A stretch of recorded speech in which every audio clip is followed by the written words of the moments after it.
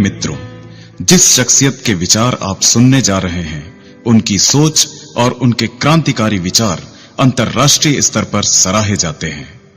Doctor उज्जवल पाटनी भारत के प्रख्यात वक्ता और व्यक्तित्व विकास विशेषज्ञ हैं। प्रभावी भाषण और बोलने की कला पर आधारित इनकी किताब सफल वक्ता सफल व्यक्ति पूरे देश में हजारों ने पढ़ी है। इसी विषय पर इंग्लिश में great words win hearts Bharat ही नहीं बल्कि पूरे विश्व में सराही जा रही है। अद्भुत नेतृत्व क्षमता के धनी डॉक्टर उज्जवल पाटनी और उनकी टीम ने अपनी असाधारण उपलब्धियों हेतु विश्व कीर्तिमान रचकर उसे Guinness book of world records में दर्ज कराने का गौरव प्राप्त किया है। डॉक्टर पाटनी पेशे से डेंटिस्ट हैं। उन्होंने मानव संसाधन में MBA और राजनीति शास्त्र में MA किया है। वे मानव अधिकार और उपभोक्ता संरक्षण के भी विशेषज्ञ हैं। वे स्पीच गुरु के नाम से जाने जाते हैं। प्रभावी बोलने की कला, सकारात्मक सोच, बातचीत की कला, नेतृत्व जैसे विषयों पर वो शानदार सेमिनार और कार्यशालाएं लेते हैं। अपनी विलक्षण उपलब्धियों के कारण वो लगातार अंतर्राष्ट्रीय एवं राष्ट्रीय समाचार पत्रों, वेबसाइट व टीवी चैनलों पर फीचर किए जाते हैं। वह एकदम जमीन से जुड़े एक प्रैक्टिकल व्यक्ति की तरह सरलता और सहजता से बातें करते हैं। उनके विचार और संदेश कब आपके हृदय में गहरे उतरकर आपको प्रभावित कर जाएंगे, आपको पता भी नहीं चलेगा। वो कथनी में नहीं, करने में विश्वास रखते हैं। उनको सुनना एक अद्भुत अनुभव होता है। प्रभावी बोलने की कला और पब्लिक स्पीकिंग पर उनके CD हजारों लाखों लोगों के मन से मंच, माइक और भीड़ का भय हटा रहे हैं। वो अंधेरों के बीच रोशनी की किरण का कार्य करते हैं। डॉक्टर उज्जवल पाटनी के विचार सुनने का निर्णय लेकर आपने सफलता की दिशा में एक महत्वपूर्ण कदम बढ़ाया है। मेरी सलाह है कि आप पूरी एकाग्रता और तन्मयता से उनकी बातें सुनें। अपनी सारी पुरानी गलत धारणाओं और असफलताओं को अपने दिलो दिमाग से निकाल दें, क्योंकि उनके मौलिक और हृदय स्पर्शी विचार अब से कुछ ही पलों के बाद आपको सामान्य से विशिष्ट और विशिष्ट से अति विशिष्ट बनने की उज्जवल राह दिखाएंगे। अपने सपनों को पूरा करने और अपने परिवार को शानदार भविष्य देने के लिए आइए सुने प्रख्यात वक्ता, लेखक और विचारक डॉक्टर उज्जवल पाटनी को। Good morning, good afternoon, good evening, तीनों एक साथ इसलिए कह दिया ताकि आप जिस वक्त भी यह CD सुन रहे हो, मेरी दुआ आप तक पहुंच जाए। आज सुबह सुबह मैं एक वर्कशॉप ले रहा था। अचानक ही एक पार्टिसिपेंट ने मुझसे बड़ी गंभीरता से पूछा, डॉक्टर साहब, क्या आपको वाकई लगता है कि आपकी CD से या सेल्फ हेल्प की पुस्तकों से, पर्सनालिटी डेवलपमेंट की किताबों से किसी को कुछ फायदा होता होगा, या फिर यह सब कोरी बकवास है? मैं सोच में पड़ गया, क्योंकि उसकी बात कुछ हद तक सही थी और कुछ हद तक गलत। मैंने उनसे कहा, मैं 100% आपसे सहमत हूं कि कोई भी स्पीकर, कोई भी मोटिवेटर किसी की जिंदगी नहीं बदल सकता। कोई भी किताब किसी की उलझन नहीं सुलझा सकती। कोई भी सारपूर्ण कहानी किसी को राह नहीं दिखा सकती, और कोई भी सलाह किसी की गलत आदत नहीं सुधार सकती। कोई भी किताब पढ़कर आज तक करोड़पति नहीं हुआ, क्योंकि सबसे महत्वपूर्ण उस पुस्तक को पढ़ने वाला, उस सलाह को सुनने वाला, उस CD को मनने वाला व्यक्ति है। यदि पाठक या श्रोता बदलना नहीं चाहता, तो कोई भी किताब, कोई भी CD किसी के अंदर कोई फर्क नहीं पैदा कर सकती। कोई भी पाठक किसी किताब को पढ़कर या CD को सुनकर सफल और धनवान नहीं हो सकता, क्योंकि पुस्तक या CD कोई ATM मशीन नहीं जिसमें बटन दबाओ और पैसे बाहर आ जाएं। पुस्तकें हो या CD हो, प्रेरक हो या मोटिवेटर हो, ये सारे लोग सिर्फ आपको रास्ता बता सकते हैं। ये सिर्फ आपको राह दिखा सकते हैं। राह पर चलना आपको खुद को पड़ेगा। यदि आप बिस्तर से बाहर निकलकर पसीना नहीं बहाना चाहते, यदि आप दुनिया में गर्मी और बारिश झेलने की हिम्मत नहीं रखते, तो फिर सफलता आपके लिए बहुत ही कठिन और बहुत ही दुरूह होगी। यदि CD का असली मजा लेना है यदि मेरी बातों का असली आनंद लेना है तो मैं ज्ञानी हूं, इस धारणा को निकाल फेंको। एक बार एक शिष्य एक गुरु के पास गया। उसने उस गुरु से कहा, गुरुजी, मैंने दुनिया के अधिकांश शास्त्र पढ़े हैं, मुझे अधिकांश चीजें मालूम है, फिर भी मुझे किसी ने कहा कि आप मुझे ज्ञान की कुछ बातें दे सकते हैं, इसलिए मैं आपके पास आया हूं। गुरुजी ने कहा, बैठो। टेबल पर आमने सामने बैठे। गुरुजी ने एक नौकर को आदेश किया, चाय लेकर आओ। एक केटली चाय की आई, 2 कप गुरु और शिष्य के आमने सामने रखे गए। गुरु ने केटली से अपने कप में चाय डाली, उसके बाद उन्होंने शिष्य के कप में चाय डालना शुरू किया। कप आधा भर गया, कप पौना भर गया, कप पूरा भर गया और चाय बाहर गिरने लगी। शिष्य ने कहा, गुरुजी, ये क्या कर रहे हैं? कप भर चुका है और चाय बाहर निकली जा रही है। गुरु ने कहा, शिष्य, जिस तरीके से भरे हुए कप में और चाय आना संभव नहीं है, ठीक उसी तरीके से तुम्हारे भरे हुए दिमाग में किसी भी नए विचार के लिए कोई जगह नहीं।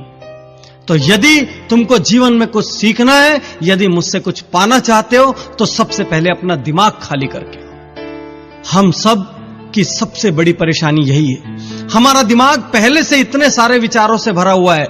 हम पहले से ही सोच लेते हैं अमुक बात से हमें कोई फायदा नहीं होगा, अमुक चीज बकवास है, और इसीलिए कोई भी बात ना तो हमें लाभ पहुंचा पाती है और ना ही हमारे जीवन में कोई सकारात्मक परिवर्तन ला पाती है। तो मित्रों, आप आगे मुझे जितनी भी देर सुने, जिन लोगों को बकवास लगे वो बकवास समझकर भूल जाएं, लेकिन जिन लोगों के मन में जरा भी अपने जीवन को बदलने की इच्छा है, जो लोग अपनी एक भी गलत आदत को बदलना चाहते हैं, जो लोग चाहते हैं कि सफलता उनके कदम चूमे, जो लोग ये चाहते हैं कि वो जिंदगी में और हीनता के साथ ना जिएं, उन सब के लिए मैं अपने दिल से निकली हुई लाइनें कहना चाहता हूं। और यदि इस पूरे सीडी में आपने 1 या 2 लाइनें या 1 या 2 विचार भी ग्रहण कर लिए, तो यकीन मानिए आपके जीवन में बहुत बड़ा परिवर्तन हो सकता है। क्योंकि बहुत बड़ा परिवर्तन लाने के लिए बड़े बड़े पोथी और शास्त्र पढ़ने की जरूरत नहीं है। बहुत बड़ा परिवर्तन कभी कभी मात्र एक विचार के माध्यम से आ सकता है।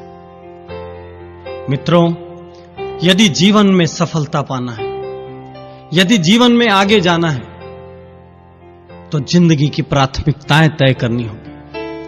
आपको यह तय करना पड़ेगा कि सबसे पहले आप क्या पाना चाहते हैं और किस दिशा में जाना चाहते हैं। यदि दिशा तय नहीं होगी तो जीवन में कोई भी उपलब्धि हासिल करना मुश्किल होगा। यह भी हो सकता है कि आप गैर जरूरी और गैर वाजिब कार्यों में अपना सारा समय बिता दें और जो वास्तविकता में महत्वपूर्ण कार्य थे उनके लिए आपके पास समय ही ना हो। एक प्रेरक ने एक कांच का बर्तन अपने हाथ में उठाया और ढेर सारे उपस्थित जन समूह के बीच सब लोगों को दिखाया।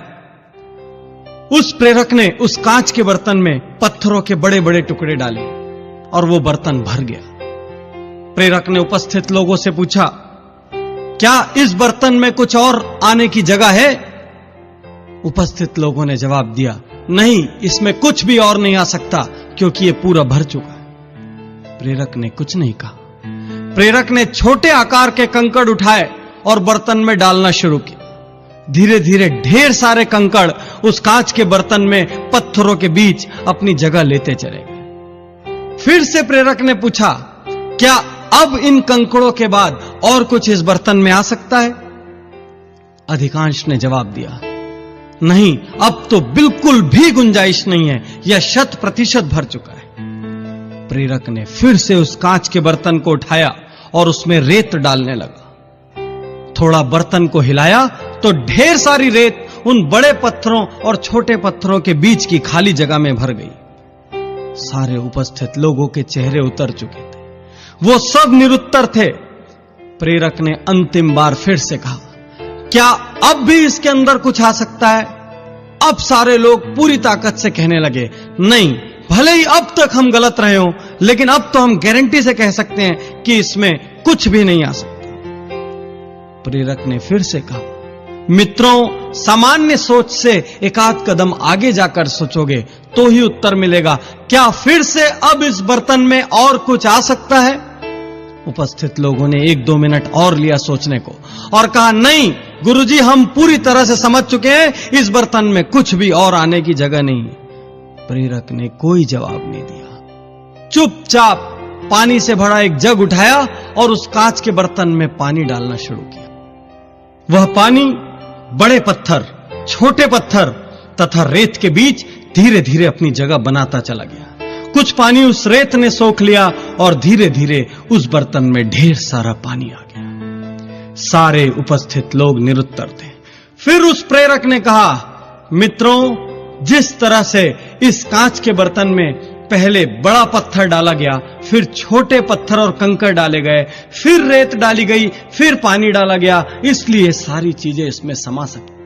यदि इसकी जगह पहले पानी डाल दिया जाता और पत्थर डालते तो सारा पानी बाहर छलक जाता।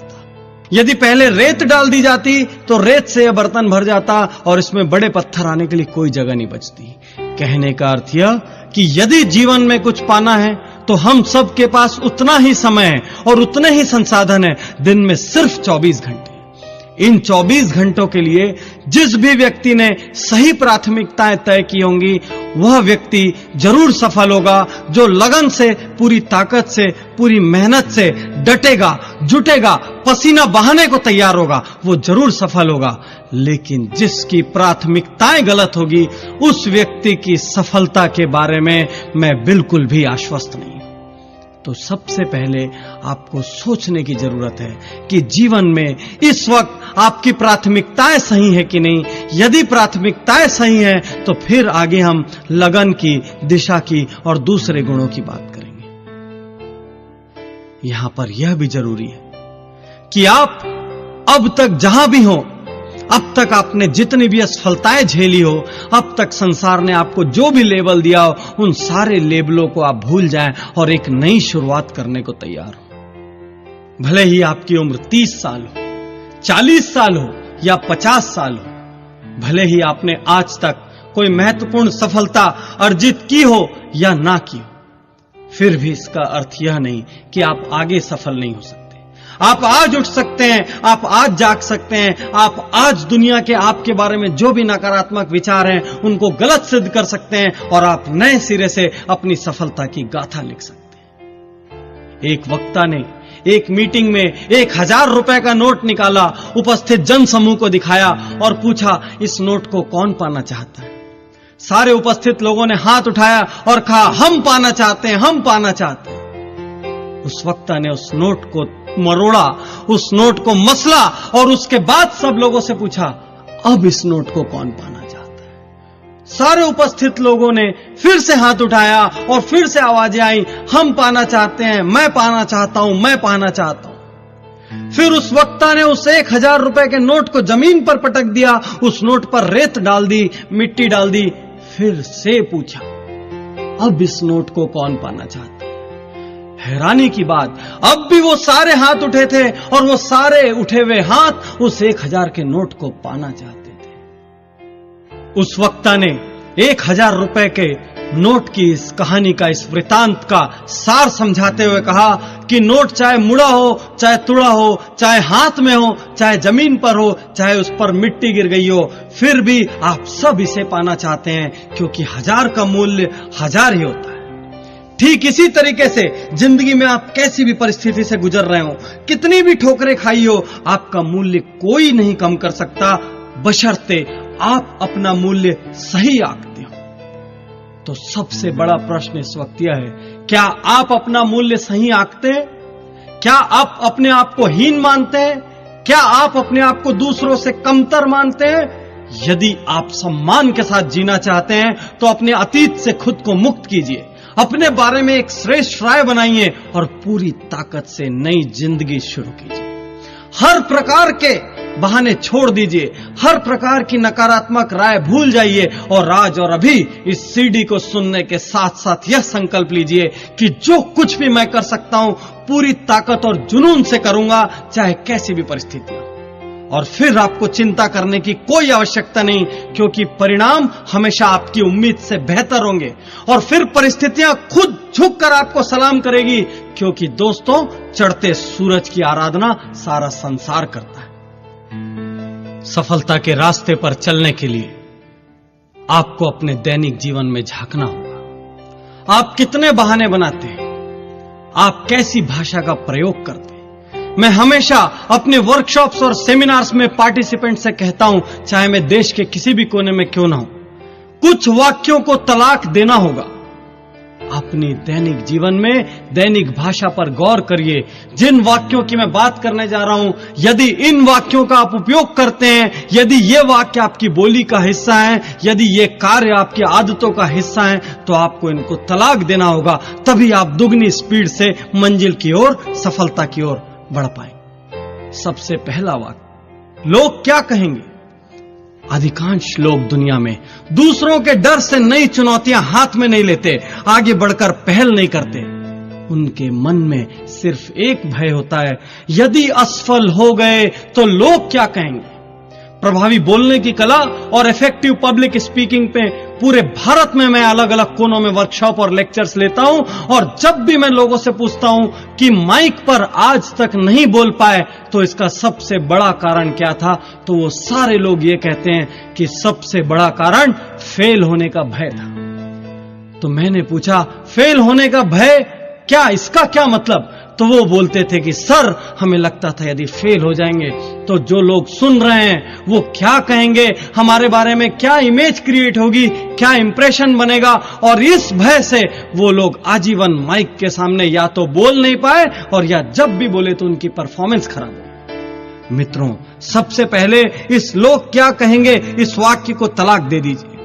लोग नया हेयर कट कराने में, स्वयं को नया लुक देने में, यहां तक कि पसंदीदा कपड़ा पहनने से भी डरते हैं। कभी कभी तो यह भी होता है कि कोई शर्ट आपने बहुत पसंद से, बहुत चाव से खरीदी, जो ही आप घर पहुंचे आपके एक मित्र ने कहा, यह कैसी शर्ट ले ली। फिर अगले दिन जब आप पहन के निकले तो परिवार के किसी दूसरे व्यक्ति ने कहा, यह शर्ट बिल्कुल नहीं जच रही है। थोड़ा आगे बढ़े, किसी तीसरे व्यक्ति ने कहा, यार डिजाइन पुराना है। तो आप अपनी इतनी चाव से, पसंद से ली गई शर्ट को अलमारी के अंदर किसी कोने में रख देंगे और आजीवन उसे आप नहीं छुएंगे। मैं पूछना चाहता हूं कि आप दुनिया के लिए पैदा हुए हैं या खुद के लिए। हर बात में नुक्स निकालना, राय देना और व्यंग करना समाज के बहुत बड़े वर्ग का निशुल्क रोजगार है। आप चाहे अच्छा काम करने निकलिए, चाहे बुरा काम करने निकलिए, कुछ लोग आपके आसपास बैठे हैं जो एक व्यंग जरूर करेंगे या 2-4 लाइन कहकर आपकी राह में जरूर बाधा बनेंगे। यदि आप इनकी सोचेंगे तो मुझसे स्टैम्प पेपर पर लिखा कर ले लीजिए कि आप आजीवन कुछ नहीं कर पाएंगे। ये लोग पलटते भी बहुत जल्दी, गिरगिट होते हैं। जो लोग कल आपको असफल और विफल कह रहे थे, जो लोग कल आपकी काबिलियत और क्षमता पर प्रश्न चिन्ह लगा रहे थे, आप जरा सफल होकर देखिए। अगली ही सुबह उनकी पूरी भाषा बदल जाएगी और वो ये कहना शुरू कर देंगे, अरे मैं तो पहले से ही जानता था, ये एक ना एक दिन कुछ ना कुछ जरूर करेगा। ऐसे लोगों की वजह से यदि आप अपने सपनों को मार रहे हैं, ऐसे लोगों की वजह से यदि आप अपने लक्ष्यों को छोड़ रहे हैं, तो आप अपनी किस्मत के साथ, अपने आप के साथ बहुत बड़ा अन्याय कर रहे हैं। जो भी काम कर रहे हैं पूरी ताकत से कीजिए। ऐसे सारे लोगों को भूल जाइए। आपने एक पुरानी कहावत सुनी होगी कि हाथी चले बेजार और कुत्ते भौंके हजार। तो हाथी की तरफ बेजार होकर अपने लक्ष्य की ओर चलते जाइए, लोगों को अपना काम करने दीजिए। बीते दिनों में झांक कर देखोगे दोस्तों, तो कई ऐसे कार्य होंगे जिन्हें आप कर सकते थे, और यदि आप उन्हें करते तो सफलता की नई ऊंचाइयों पर होते। लेकिन कुछ लोगों के कहने के कारण आप घबरा गए, आप हिचक गए, आप ठिठक गए, आपने वो काम नहीं किया। अब ऐसा मौका मत आने दीजिए। ये लोग जो आपकी राह में बाधा बनते हैं, ये भले ही आपके आसपास के लोग हों, आपके परिवार के लोग हों, इनसे आप दूरी बना लीजिए। यदि कोई बाहर का व्यक्ति है जो लगातार आपके काम में टोका टोकी करता है, लगातार एक नकारात्मक वायरस की तरह व्यवहार करता है, तो उसका साथ छोड़ दीजिए। कुछ लोगों के मुंह से मैं यह लाइन भी सुनता हूं, मुझसे यह नहीं होगा, हम ये कैसे कर पाएंगे, हम में तो इतनी काबिलियत ही नहीं है। कुछ लोग स्वयं के ऊपर बिल्कुल भी विश्वास नहीं करते और अपने इसी अविश्वास की वजह से वे सदैव हीन भावना से ग्रस्त रहते हैं। इसी हीन भावना की वजह से वे सदैव जिम्मेदारियों से दूर भागते हैं और इसी जिम्मेदारी से दूर भागने की वजह से वो जिंदगी में कभी तरक्की नहीं कर पाते। इनके होठों पर आपको अधिकांशतः ये लाइनें मिलेगी, मुझसे यह नहीं होगा, मैं यह नहीं कर पाऊंगा। ये लाइनें धीरे धीरे इनकी आदत बन जाती है और व्यक्ति जाने अनजाने दिन में बहुत बार ये लाइनें उपयोग में लाने लगता है। धीरे धीरे इन लाइनों को उपयोग में लाने से यह संदेश और चेतन मस्तिष्क तक चले जाता है और उस व्यक्ति की कार्य क्षमता कम होने लगती है। वह व्यक्ति जब कार्य करता है तो असफल होने लग जाता है और यह असफलता जाने अनजाने पुनः उस विश्वास को दृढ़ करती है कि मुझसे यह नहीं होगा। मित्रों, यह एक आत्मघाती वाक्य है और यह धीरे धीरे आपकी छवि को आपके स्वयं के सामने, परिवार के सामने और समाज के सामने नकारात्मक बना देगा। आप स्वयं को अंदर से कमजोर महसूस करने लगेंगे और आपका पतन 100% निश्चित हो जाएगा। इसलिए आज से इस कमजोर लाइन को तलाक दे दीजिए और एक नया वाक्य उपयोग में लाइए, यदि इस दुनिया में कोई और कर सकता है तो मैं भी कर सकता हूं। बहुत सारे लोगों के मुंह से मैं यह लाइन भी सुनता हूं, आज मूड नहीं है, अभी मूड नहीं है। हमारे बड़े बूढ़ों ने अपने जमाने में यह लाइन कभी नहीं सुनी होगी, लेकिन आज की जनरेशन में आप नर्सरी के बच्चों के मुंह से भी सुन लेंगे। मुझे समझ में नहीं आता ये मूड क्या बला है और ये शब्द हमारी भाषा में आखिर घुसा कैसे। मैं आपसे एक सवाल करता हूं, आप सड़क पर जा रहे हैं और कोई कुत्ता आपको काटने दौड़े तो क्या आप कुत्ते से यह कहने का साहस कर सकते हैं, आज मेरा भागने का मूड नहीं है इसलिए मुझे काट लो? आपको तैरना नहीं आता, आप पानी में डूब रहे हैं तो क्या आप यह कहने का साहस कर सकते हैं कि आज बचाओ बचाओ चिल्लाने का मूड नहीं है इसलिए मैं डूबना चाहता हूं? आपको भयंकर प्यास लगी हो और सामने पानी आए तो क्या आप कहेंगे कि छोड़ो, आज पानी पीने का मूड नहीं है? जब ऐसी जगहों पर मूड याद नहीं आता तो अपना भविष्य संवारने के लिए किए जाने वाले जरूरी कामों में यह मूड शब्द कहां से आता है, मुझे समझ में नहीं आता। मित्रों, जो काम जरूरी है वह जरूरी है, उसके लिए मूड कैसा? काम शुरू कर दो, मूड अपने आप बन जाएगा। आज से लगभग 2-3 साल पहले मैं भी पुस्तक लिखने के लिए मूड की तलाश करता था। इसी वजह से हर बुक में बहुत ज्यादा वक्त लगता था। धीरे धीरे मुझे समझ में आया कि यह सिर्फ मेरा ड्रामा है, नखरा है। धीरे धीरे मैंने जब भी पुस्तक लिखने की सोची तुरंत कलम उठाया और लिखना शुरू कर दिया।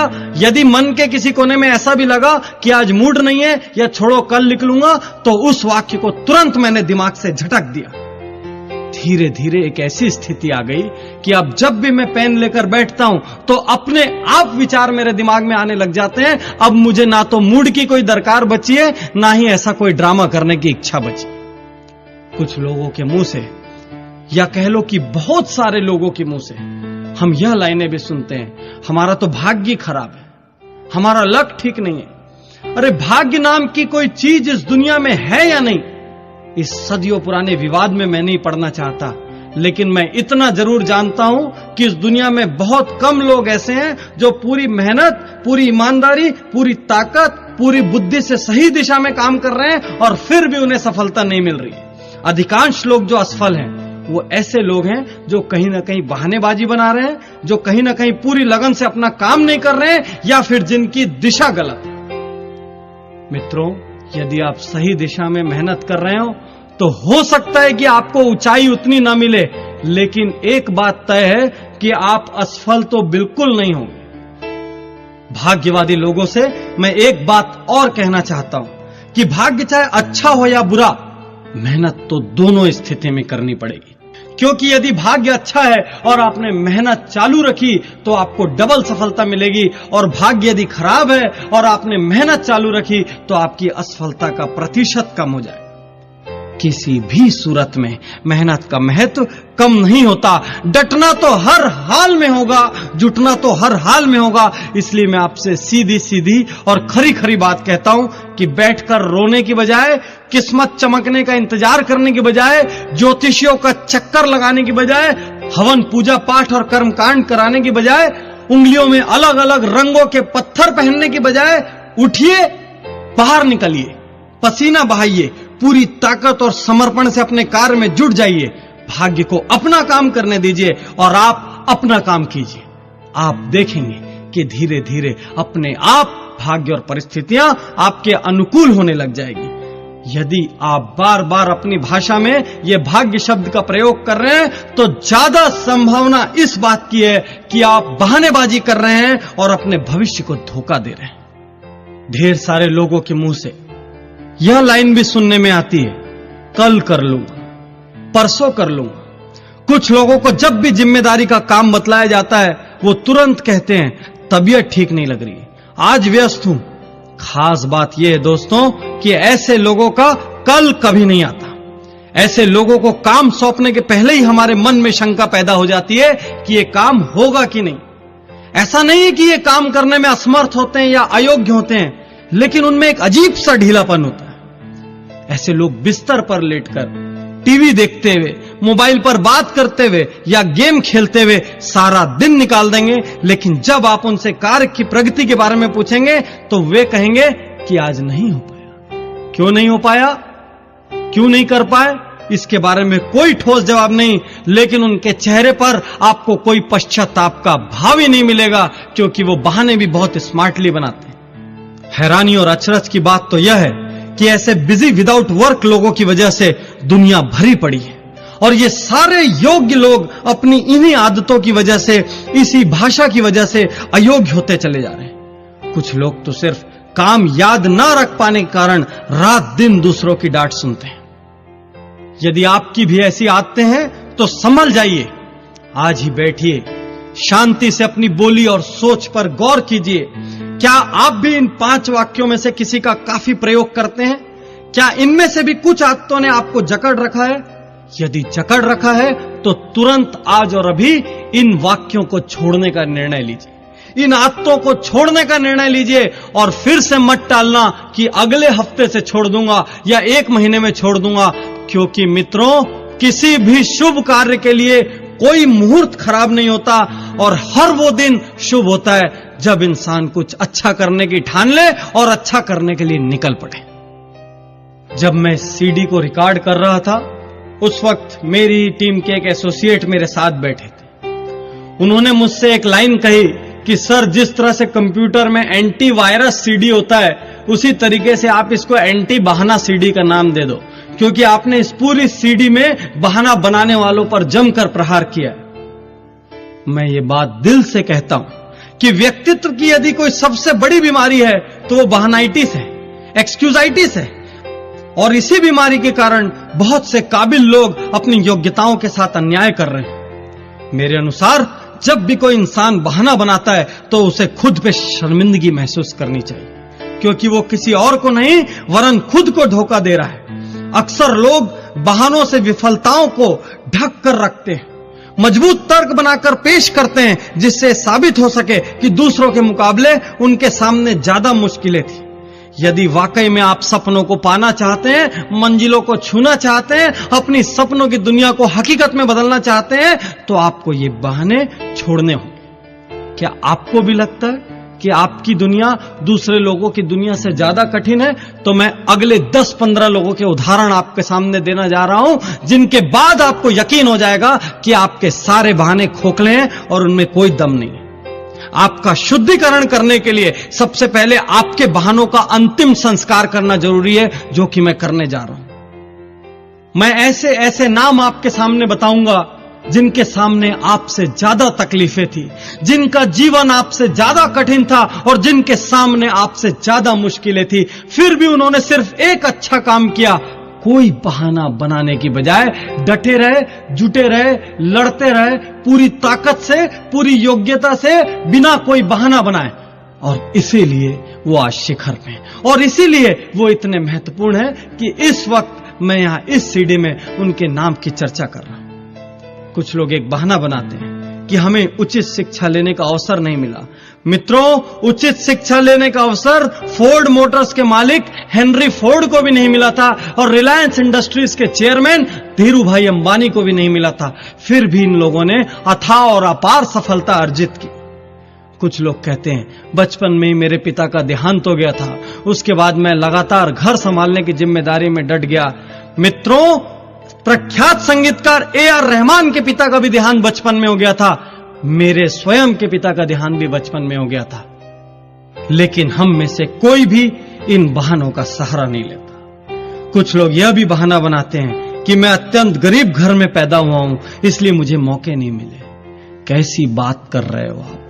देश के अधिकांश सफल लोग गरीब घरों में ही पैदा हुए थे। किसी और का नाम न लें तो पूर्व राष्ट्रपति एपीजे अब्दुल कलाम इतने गरीब घर में पैदा हुए थे कि उनकी शिक्षा का खर्च भी दूसरे लोगों ने वहन किया था। कौन सा बहाना बनाएंगे आप? कौन सा बहाना बनाएंगे आप? मैं आपके सारे बहानों की सर्जरी कर दूंगा। कुछ लोग कहते हैं मैं बचपन से लगातार अस्वस्थ रहता था। अरे ऑस्कर विजेता अभिनेत्री मर्ली मेटलिन भी बचपन से बहरी थी और अस्वस्थ थी।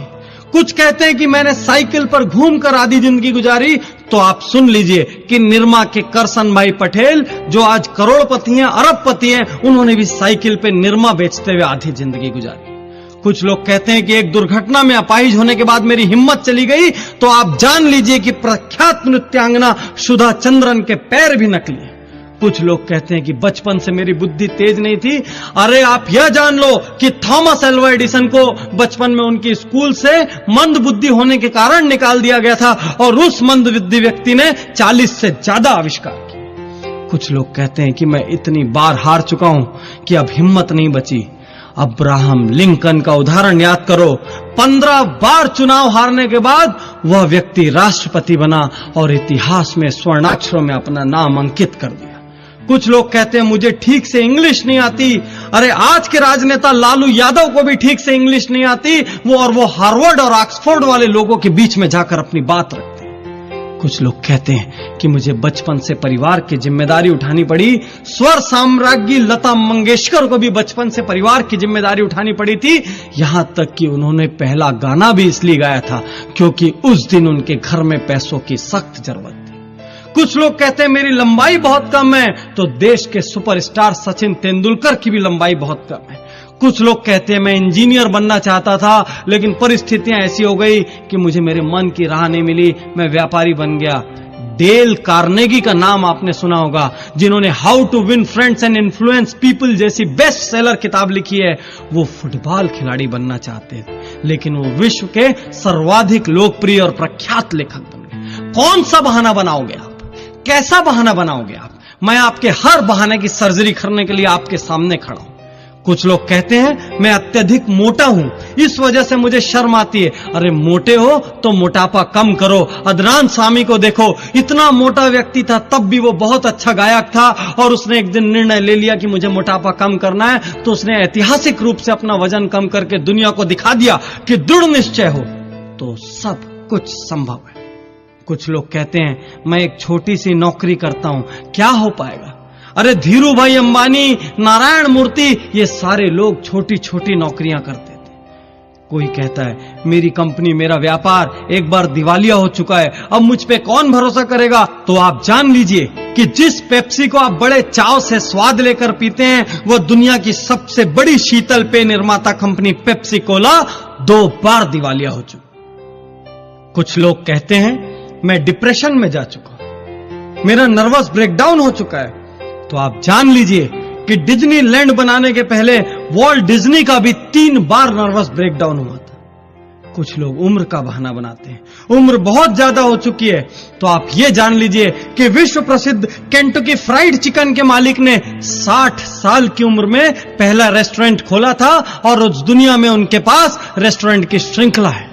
कुछ लोग कहते हैं कि मेरी उम्र कम है, तो आप सानिया मिर्जा को देखिए, इतनी कम उम्र में दुनिया के शीर्ष टेनिस खिलाड़ियों में आज उनका नाम शुमार है। कौन सा बहाना बनाएंगे आप? कुछ लोग कहते हैं मेरे पास एक बहुत ही बहुमूल्य आइडिया है लेकिन जहां भी जाता हूं कोई मेरे प्रस्ताव को स्वीकार नहीं करता, मैं हताश हूं, निराश हूं। आप जान लीजिए कि जेरोक्स की फोटोकॉपी मशीन के आइडिया को भी पहले ढेरों कंपनियों ने अस्वीकार किया था और परिणाम हमारे सामने है। आज हर गली में, हर ऑफिस में एक फोटोकॉपी मशीन है और वो आज किसी भी ऑफिस के लिए सबसे जरूरी चीजों में से एक। कुछ लोग कहते हैं कि मैं काम शुरू करना चाहता हूं लेकिन मेरे पास काम शुरू करने के लिए भी धन नहीं है। मित्रों, ये कोरा बहाना है क्योंकि इंफोसिस के पूर्व चेयरमैन नारायण मूर्ति के पास भी काम शुरू करने के लिए धन नहीं था। और यदि इस सीडी में समय की पाबंदी नहीं होती तो मैं आपको 10,000 नाम ऐसे बताता जिनके पास काम शुरू करने के लिए धन नहीं था और जो आज करोड़ों अरबों रुपयों के मालिक हैं। कुछ लोग कहते हैं कि उन्हें ढेर सारी बीमारियां हैं, कैसा बहाना बनाते हैं। अरे वर्जिन एयरलाइंस के प्रमुख मिस्टर रिचर्ड ब्रैनसन को आंखों की कमजोरी है, डिस्लेक्सिक है। लेखक वेद प्रकाश मेहता की दोनों आंख नहीं है। राष्ट्रपति रूजवेल्ट के दोनों पैर काम नहीं करते थे। यहां तक कि स्वर्ण पदक विजेता विल्मा रुडोल्फ को पोलियो था। मित्रों, आप जितने भी बहाने सोच सकते हैं, मैं उनसे ज्यादा नाम आपको बता सकता हूं जिन्होंने उन मुश्किलों का हल ढूंढा है। कुछ लोग कहते हैं कि यह जरूरी नहीं कि जो प्रतिभा इन महानायकों के अंदर थी, जिनके नाम आप ले रहे हैं डॉक्टर पाटनी, वही प्रतिभा हमारे अंदर भी हो। तो मैं आप सब लोगों से कहता हूं कि यह भी जरूरी नहीं कि जो प्रतिभा आपके अंदर है वो इन महानायकों के अंदर हो। आप किसी और गुण के बल पर महारथी साबित हो सकते हैं। मैं ये यकीन से कह सकता हूं कि हर वह व्यक्ति सफल हो सकता है जो हार के लिए तैयार हो और सही दिशा में डट कर जुट जाए। हां, सफलता का प्रतिशत अपनी अपनी योग्यता के अनुसार कम या ज्यादा हो सकता है, लेकिन यह तय है कि असफलता हाथ नहीं लगेगी। और हां, इस सफलता की शुरुआत किसी बहाने से नहीं हो सकती। उसके लिए एक दमदार प्रयास की जरूरत है, लेकिन ये बहाने आपके सपनों की अर्थी जरूर निकाल सकते हैं। इसलिए अगली बार काम से जी चुराने के पहले, असफलता के डर से काम छोड़ने के पहले, जिम्मेदारियों से भागने के पहले यह जरूर सोच लेना कि आप किसका अहित कर रहे हैं। क्योंकि मित्रों, जीवन में आपने क्या खोया और क्या पाया, इसकी सिर्फ आपकी और आपकी जिम्मेदारी है। एक बात और कहना चाहता हूं कि यदि आप सोच रहे हैं कि कल कुछ खास हो जाएगा, भविष्य में कुछ जरूर कर लूंगा, तो मैं आपको बताना चाहता हूं कि भविष्य का आविष्कार नहीं होता। हर रोज जो आप करते हो उसी से भविष्य का निर्माण होता है। आप हर रोज जो मेहनत कर रहे हो वह भी भविष्य में तब्दील हो रहा है, और आप हर रोज जो बहानेबाजी करके दिन गंवा रहे हो वह भी भविष्य में तब्दील हो रहा है। आपको चुनना होगा आप कैसा भविष्य चाहते हैं। एक कड़वी सी बात कहना चाहता हूं कि कल यदि आपके माता पिता आपके जैसी संतान होने पर अफसोस करें, कल यदि आपकी पत्नी आपके जैसा पति पाने पर अफसोस करे, और कल यदि आपका बच्चा आपको पिता कहने में अफसोस करे, तो इसके जिम्मेदार सिर्फ आप होंगे। आज आप जहां भी हैं, कल आप जहां भी होंगे, इसके लिए आप किसी भी और को जिम्मेदार नहीं ठहरा सकते। इसलिए आज, अभी और यहीं अपने सारे बहानों का अंतिम संस्कार कर दीजिए, अपने सारे नकारात्मक वाक्यों का अंतिम संस्कार कर दीजिए, और देखिए कल की सुनहरी सुबह एक बार फिर आपके लिए खुशियों के नए पैगाम लेकर आएगी। और अचानक ही आप देखेंगे कि भाग्य भी आपका साथ देने लगेगा। अचानक ही आप देखेंगे कि ऊपर वाले का आशीर्वाद भी आपको हर पल मिलने लगेगा। एक गांव में एक बार बहुत भारी बाढ़ आ जाती है। धीरे धीरे सारा गांव उस बाढ़ में डूबना शुरू हो जाता है। एक व्यक्ति का घर उस बाढ़ में डूबने लगता है, जो कि ईश्वरवादी था, ईश्वर में बहुत ज्यादा आस्था रखता था। पानी धीरे धीरे ग्राउंड फ्लोर से फर्स्ट फ्लोर तक आता है और छत तक पहुंच जाता है। वो व्यक्ति दौड़कर छत पर चला जाता है अपनी जान बचाने के लिए। धीरे धीरे पानी छत में भरने लगता है। इतने में वहां एक नाव आती है और वो लोग उससे कहते हैं कि इस नाव में आ जाओ, जान बच जाएगी। वह व्यक्ति जवाब देता है, अरे मुझे नाव की कोई जरूरत नहीं, मेरी तो जान भगवान बचाएंगे, मैं उनका बड़ा प्रिय बंदा। वह नाव आगे निकल जाती है। धीरे धीरे पानी और भरने लगता है। इतने में एक और नाव आती है। वो व्यक्ति कमर तक पानी में डूब चुका होता है। उस नाव से लोग फिर चिल्लाते हैं, अरे इस नाव में आ जाओ, कुछ ही मिनटों के भीतर तुम पानी में डूब जाओगे, तुम्हारी जान चली जाएगी। वो व्यक्ति फिर से वही जवाब देता है कि अरे मुझे तुम्हारी नाव की कोई जरूरत नहीं, मैं उस भगवान का प्रिय बंदा हूं, वही मेरी जान बचाएंगे। यह सुनकर वो लोग हंसते हैं और वो नाव भी आगे चली जाती है। पानी उस व्यक्ति की गर्दन तक आ चुका होता है। इतने में ऊपर से एक हेलीकॉप्टर आता है। उस हेलीकॉप्टर से सैनिक रस्सी फेंकते हैं। उस आदमी को चिल्लाते हैं, इस रस्सी को पकड़ो और ऊपर हेलीकॉप्टर में आ जाओ। वह मूर्ख फिर से जवाब देता है कि मुझे तुम्हारे हेलीकॉप्टर की कोई जरूरत नहीं, मेरी रक्षा करने के लिए तो खुद भगवान बैठे हैं। और कुछ ही मिनटों के बाद पानी में डूबने से उसकी मौत हो जाती है। वह व्यक्ति ईश्वर के दरबार में पहुंचता है, स्वर्ग लोक में पहुंचता है, भगवान के सामने बड़ा झल्लाया हुआ, फनफनाया हुआ भगवान से कहता है, हे भगवान, तुमने मुझे धोखा दिया। मैंने सारा जीवन हर पल पूरी ईमानदारी से तुम्हारी आराधना की, और जब मैंने पहली बार कुछ मांगा मैं मरने वाला था, लेकिन तुमने मेरी जान नहीं बचाई। भगवान, तुमने मुझे बहुत बड़ा धोखा दिया।